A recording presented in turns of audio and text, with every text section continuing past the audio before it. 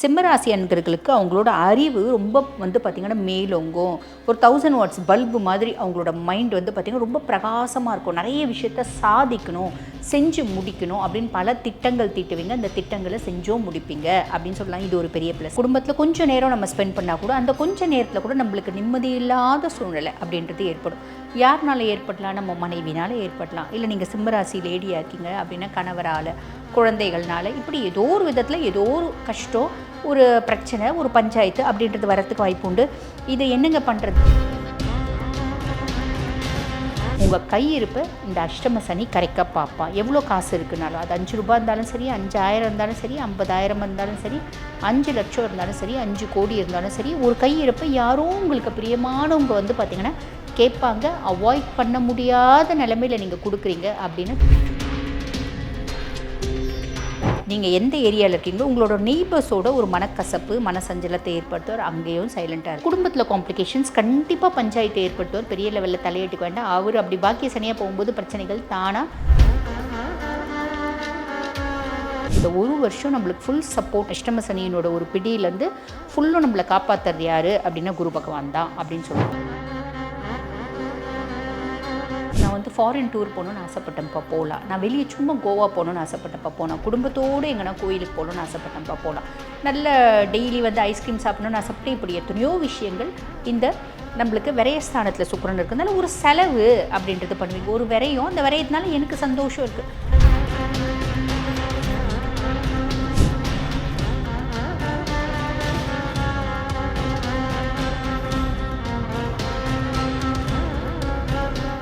Real one ஆன்மீக நேயர்களுக்கு வணக்கம். நான் டாக்டர் தீபா லாலன். இன்றைக்கி நம்ம என்ன டாபிக் பற்றி டிஸ்கஸ் பண்ண போகிறோம் அப்படின்னா ஆவணி மாத பலன்கள் தாங்க பார்க்க போகிறோம். பொதுவாக இந்த ஆவணி மாத பலனை எப்படி சொல்லலாம் அப்படின்னா அற்புதங்கள் நிகழ்த்தும் ஆவணி மாதம் அப்படின்னே சொல்லலாம். காரணம் என்ன அப்படின்னா சூரிய பகவான் தன் சொந்த வீடான சிம்மத்தில் பலம் பெற்று உட்கார்றாரு. அவர் அதீத பலம் பெற்று சிம்மத்தில் உட்கார்றதுனால நிறைய ராசிகளுக்கு, ஆல்மோஸ்ட் எல்லா ராசிகளுக்குமே நிறைய நற்பலன்கள் அப்படின்றத கொடுக்க தான் போகிறாரு.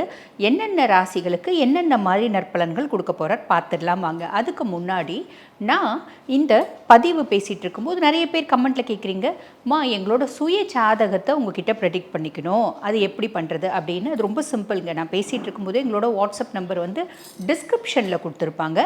அந்த நம்பருக்கு கால் பண்ணி அப்பாயின்மெண்ட் ஃபிக்ஸ் பண்ணி என்கிட்ட பேசிக்கலாம்.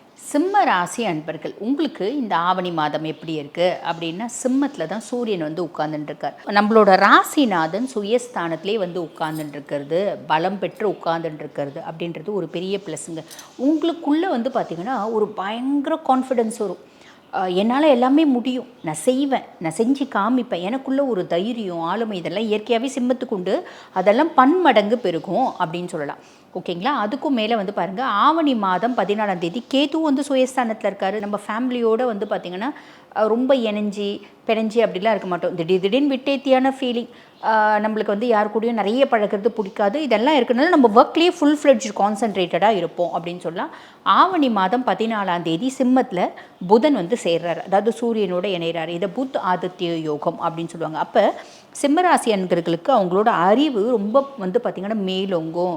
ஒரு 1000 வாட்ஸ் பல்பு மாதிரி அவங்களோட மைண்ட் பார்த்திங்கன்னா ரொம்ப பிரகாசமாக இருக்கும். நிறைய விஷயத்த சாதிக்கணும், செஞ்சு முடிக்கணும் அப்படின்னு பல திட்டங்கள் தீட்டுவீங்க. அந்த திட்டங்களை செஞ்சோம் முடிப்பீங்க அப்படின்னு சொல்லலாம். இது ஒரு பெரிய ப்ளஸ். 2ஆம் பாவம் தன குடும்ப வாக்குஸ்தானத்தில் செவ்வாய்.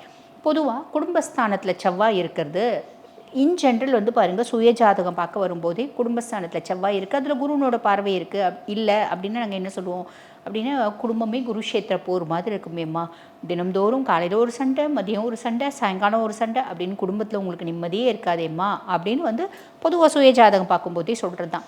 இப்போ கோச்சார பிரகாரம் இவர் 2ஆம் பாவத்தில் உட்கார்ந்துட்டுருக்காரு அப்படின் போது அதே பலன்கள் இங்கேயும் தொடரும். அதாவது குடும்பத்தில் பாருங்கள், பெருசாக ஒரு ஹாப்பினஸ் அப்படின்றத எதிர்பார்க்க முடியாது. இன்ஃபேக்ட் உங்களுக்கு சுயஸ்தானத்தில் சூரியன் உட்கார்ந்துருக்கிறதுனால குடும்பத்தோடு நேரம் ஸ்பெண்ட் பண்ண டைம் இல்லாமல் போயிடும்.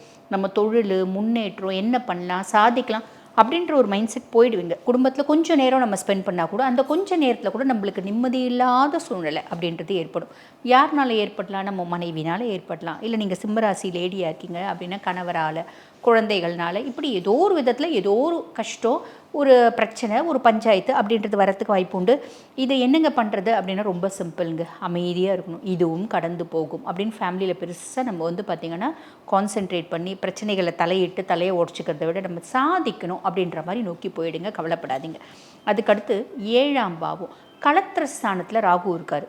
களத்திரஸ்தானத்தில் ராகு இருக்காரு. இந்த களத்திரஸ்தானத்தில் 1.5 வருஷமும் ராகு இருக்க போகிறாரு. அப்போ இந்த ராகு எனக்கும் என் மனைவிக்கும், எனக்கும் என் கணவனுக்கும், எனக்கும் என்னுடைய பிஸ்னஸ் பார்ட்னர்ஸ்க்கும் பெரிய பிரச்சனைகளை ஏற்படுத்துவாரா, மனமுட்டங்களை ஏற்படுத்துவாரா, மன சஞ்சலங்களை ஏற்படுத்துவாரா, மனஸ்தாபங்களை ஏற்படுத்துவாரா, இப்படி நிறைய விஷயம் கேட்குறீங்க அப்படின்னா ஒரு விதத்தில் இதெல்லாம் உண்மை தான்.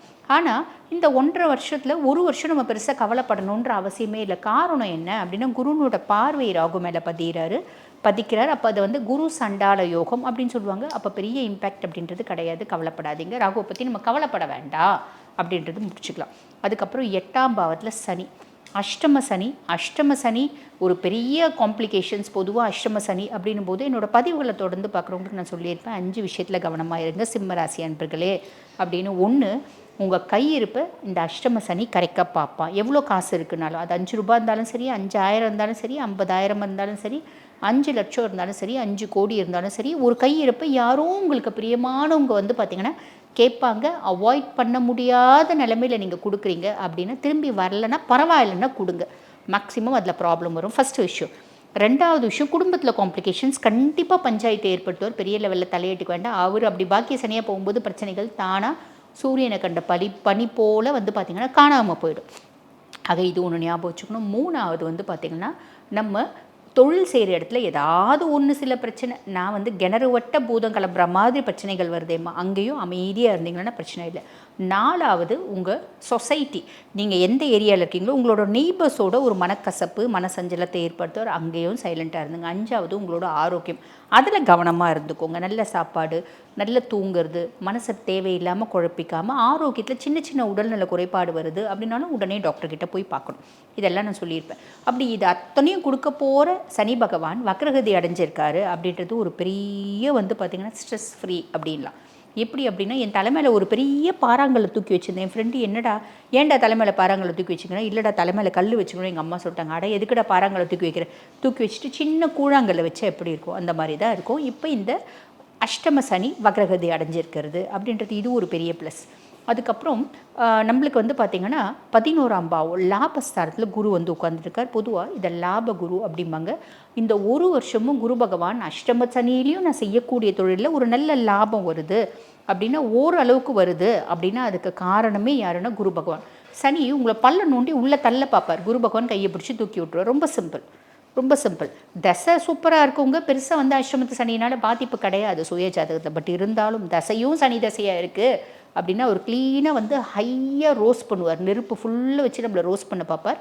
ஆனால் ஒரு வருஷம் குரு பகவான் வந்து பார்த்திங்கன்னா அந்த எரியிற கொல்லி இழுத்து விட்டுருவார் அப்படின்னு சொல்லலாம். இந்த ஒரு வருஷம் நம்மளுக்கு ஃபுல் சப்போர்ட், அஷ்டம சனியினோட ஒரு பிடியிலேருந்து ஃபுல்லும் நம்மளை காப்பாற்றுறது யார் அப்படின்னா குரு பகவான் தான் அப்படின்னு சொல்லணும். அதுக்கடுத்து 12ஆம் பாவம் அயன சயன போஜன மோட்ச விரயஸ்தானத்தில் சுக்ரன். அப்போ நிறைய சிம்மராசி அன்பர்கள் வந்து பார்த்திங்க இப்போ நல்லா சாப்பிடுவீங்க, நல்லா தூங்குவீங்க. 5 ஸ்டார் போய் ஹோட்டல் போய் சாப்பிடணுன்னு ஆசைப்பட்டேன்ப்பா, போய் சாப்பிடுவீங்க. நான் வந்து ஃபாரின் டூர் போகணுன்னு ஆசைப்பட்டேன்ப்பா, போகலாம். நான் வெளியே சும்மா கோவா போகணுன்னு ஆசைப்பட்டேன்ப்பா, போனேன். குடும்பத்தோடு எங்கன்னா கோயிலுக்கு போகணுன்னு ஆசைப்பட்டேன்ப்பா, போகலாம். இது எல்லாமே நல்லா ட்ரெஸ் வாங்கணும்னு ஆசைப்பட்டேன். நிறைய பேர் வந்து பாருங்கள் இப்போ லேடிஸ்லாம் எனக்கு பட்டுப்புடவை வாங்கணும் அப்படின்னு ஆசைப்பட்டு 2 பட்டுப்புடவை வாங்க போயிருப்பாங்க, 20 பட்டுப்புடவை தூக்கிட்டு வருவாங்க. இந்த மாதிரி எனக்கு லாவிஷாக ஸ்பெண்ட் பண்ணுறது பிடிக்குது. நான் சினிமாவுக்கு போகணுன்னு ஆசைப்பட்டேன், நல்ல டெய்லி வந்து ஐஸ்கிரீம் சாப்பிடணும்னு ஆசைப்பட்டு, இப்படி எத்தனையோ விஷயங்கள் இந்த நம்மளுக்கு விரயஸ்தானத்தில் சுக்கிரன் இருக்கிறதுனால ஒரு செலவு அப்படின்றது பண்ணுவீங்க. ஒரு விரயம், அந்த விரயத்தினால எனக்கு சந்தோஷம் இருக்குது. நான் வந்து எவ்வளோ நாள் தான் சிக்கனமாக இருக்கிறது, நான் வந்து நல்லா தாராளமாக செலவு பண்ணணும்னு ஆசைப்பட்டேன், நான் இப்போ பண்ணுறேன் அப்படின்ற மாதிரி தான் இருக்கும். அதுக்கும் மேலே இந்த அஷ்டம சனி வந்து வக்ரகதி அடைஞ்சிருக்கும் போது இன்னொரு ப்ளஸ் இருக்குது. என்ன அப்படின்னா அவர் வந்து பாருங்கள் லார்ட் ஆஃப் 6 and 7, அதாவது ருணரோக சத்ருஸ்தானத்துக்கும் அவன் தான் அதிபன், களத்திரஸ்தானத்துக்கும் அவன் தான் அதிபன். எனக்கு ருணரோக சத்ருஸ்தானம் குறித்து களத்திரஸ்தானம் குறித்து நிறைய ஆழ்மனது ஆசைகள் இருக்குது.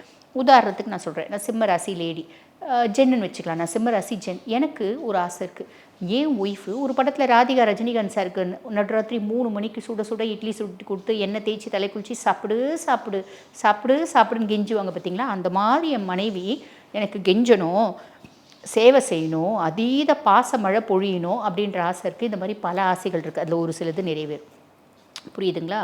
அதுக்கடுத்து எனக்கு என்னோட ருணரோக சத்ருஸ்தானத்துக்கும் அவன் தான் அதிபன்றதுனால எனக்கு நோயே இல்லாத ஒரு ஹாப்பியான லைஃப் வாழணும்னு ஆசைப்படுறேன். நோய் இருந்தாலும் இந்த நோயினோட வீரியமே இருக்கக்கூடாதுன்னு நினைக்கிறேன். எதிரிகளே இருக்கக்கூடாதுன்னு நினைக்கிறேன். கடனே இருக்கக்கூடாதுன்னு நினைக்கிறேன். இந்த மாதிரி எத்தனையோ விஷயங்கள் இருக்குது அப்படின்னு வச்சுக்கோங்களேன். கடைசி இந்த ஒரு லோனை நான் அடிச்சிட்டா கூட நிம்மதியாக இருப்பேன்ப்பா அப்படின்ற மாதிரி யோசிப்போம். கடைசி இந்த 4வது வீட்டுக்காரங்கிட்ட வட்டிக்கு வாங்கியிருக்கோம் பார்த்தீங்களா, அதை மட்டும் அடைச்சிட்டா கூட நான் நிம்மதியாக இருப்பேன். இப்படி பல ஆசைகள் இருக்குது அப்படின்னா கண்டிப்பாக அதில் 1, 2 சனி பகவான் வந்து ஃபுல்ஃபில் பண்ணுவார் அப்படின்னு அர்த்தம். ஆக சிம்ம ராசி அன்பர்களுக்கு வந்து பார்த்திங்கன்னா இந்த ஆவணி மாதம் எப்படி இருக்குது அப்படின்னா சூப்பராக இருக்குது. மொதல் விஷயம், பிரச்சனையே இல்லாமல் இருக்குனாலே நம்ம நிம்மதியாக இருக்கும் தானே அர்த்தம்.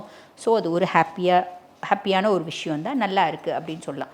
வழிபாடுங்க அப்படின்னா பொதுவாங்க நீங்கள் அஷ்டமத்து சனி முடிகிற வரைக்கும் 2 வழிபாடு தான். ஒன்று அறந்தாங்கி பக்கத்தில் இருக்க எட்டிய தளியில் இருக்க அகஸ்தீஸ்வரனை போய் வழிபாடு பண்ணிட்டு வாங்க. இல்லை அப்படின்னா சென்னை பொழிச்சலூரில் வந்து பார்த்திங்கன்னா அகஸ்தீஸ்வரர் இருக்கார்.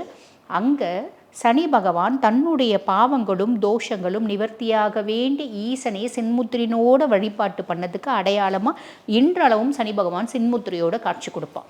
அப்போ அங்கே போய் வழிபாடு பண்ணிட்டு வாங்க. எப்படிங்க வழிபாடு பண்ணுறது? ரொம்ப சிம்பிள். நேராக போகிறது, சனியை பார்த்து கும்பிட்டு வந்துடுறது கிடையாதுங்க, கிடையாது. அப்படி கும்பிடக்கூடாது. எப்படி கும்பிடணும் அப்படின்னா ஈசன் தான் அங்கே கடவுள் இல்லைங்களா? எப்பயுமே வந்து பார்த்திங்கன்னா ஈசனுக்கு முன்னாடி யாரையுமே கும்பிடக்கூடாது. ஃபஸ்ட்டு நேராக கிரகத்தை போய் பார்த்துடக்கூடாது. அகிலலோக ஐயனை பார்க்கணும், படியளக்கும் பரமனை பார்க்கணும். அவனுக்கு கொஞ்சம் வில்வம் கொண்டு போய் கொடுத்துட்டு ஆத்மார்த்தமாக அவனை வழிபாடு பண்ணிவிட்டு அதுக்கப்புறம் அகிலலோக அன்னை என்றும் சுமங்கலி தாயாரை பார்த்து வழிபாடு பண்ணிவிட்டு அப்புறம் சனி பகவானுக்கு நீலோத்பவ மலர், கருங்குவளை மலர், இது ஏதாவது மலர் கொடுத்து வழிபாடு பண்ணிட்டு வரீங்க அப்படின்னா சிம்மராசி அன்பர்கள் நல்லது நடக்கும். நல்லது மட்டுமே நடக்கும். வாழ்த்துக்கள்.